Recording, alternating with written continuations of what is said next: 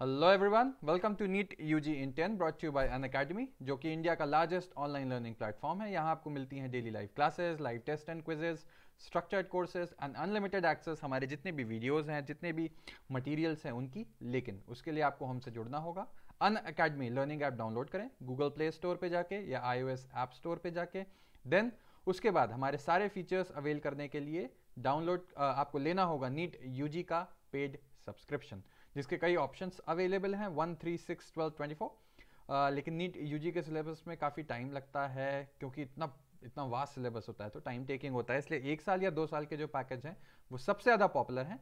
And on top of that आप देखेंगे कि 12 मंथ्स में आप सिर्फ 6000 ऐड करते हो तो आपको मिलता है 2 साल का पैकेज। इतना ही नहीं, अगर आप मेरा कोड LOVE10 ये यूज़ करते हैं तो आप पाते हैं एक्स्ट्रा 10% ऑफ जो भी हमारी बेस प्राइस थी।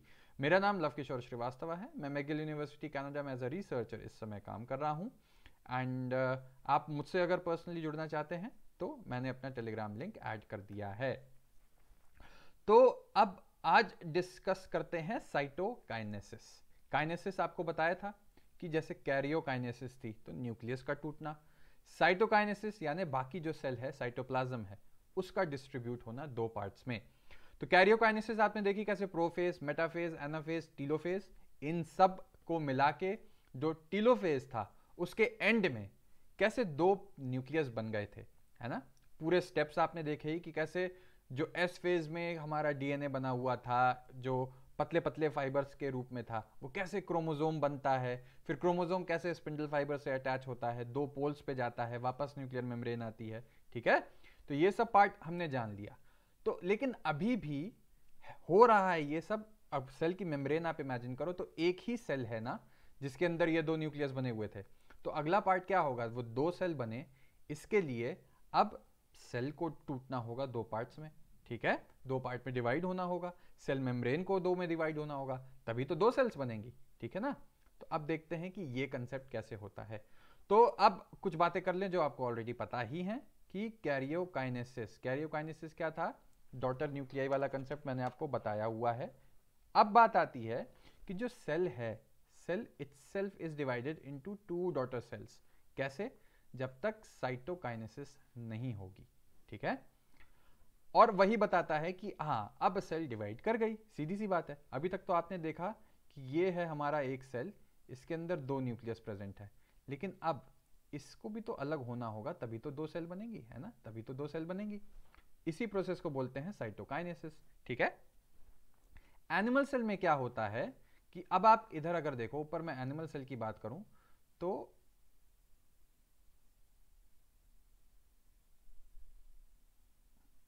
ये है हमारे 2 न्यूक्लियस।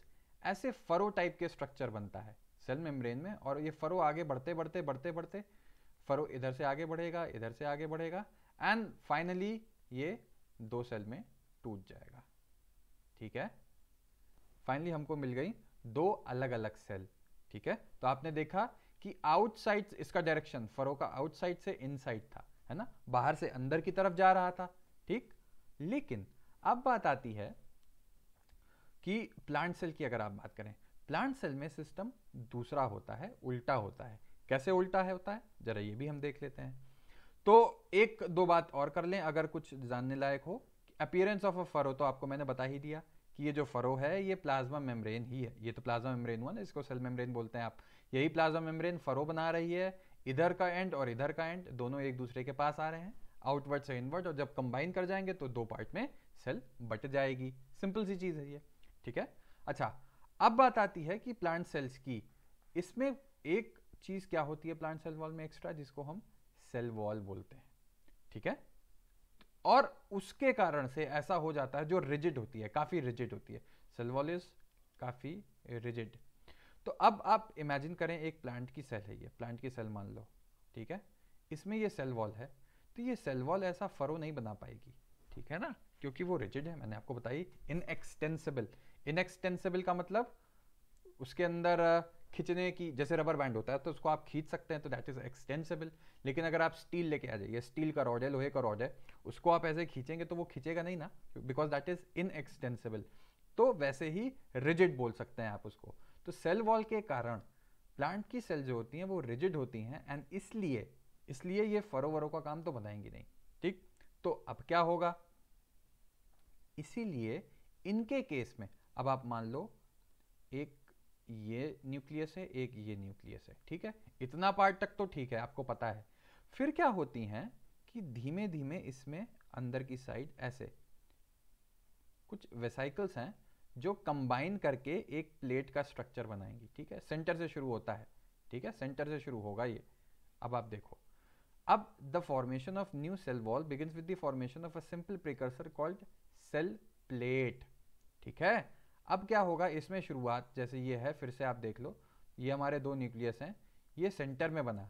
अब यही इसी को सेल प्लेट कहते हैं हम। यही सेल प्लेट अब इस डायरेक्शन में बढ़ते बढ़ते बढ़ते बढ़ते फाइनली क्या करेगी, दो पार्ट्स में बांट देगी, एक ये हो गई और दूसरी ये हो गई, है ना। अब समझ में आया कि ये आउटवर्ड से इनवर्ड था, ये इनवर्ड से आउटवर्ड है।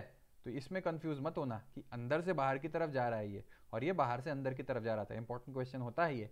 अच्छा, अब एक चीज और याद करो, सेल वॉल जब मैंने बताई थी, प्लांट सेल बताई थी, एक सेल ये है, एक सेल ये है, ठीक है।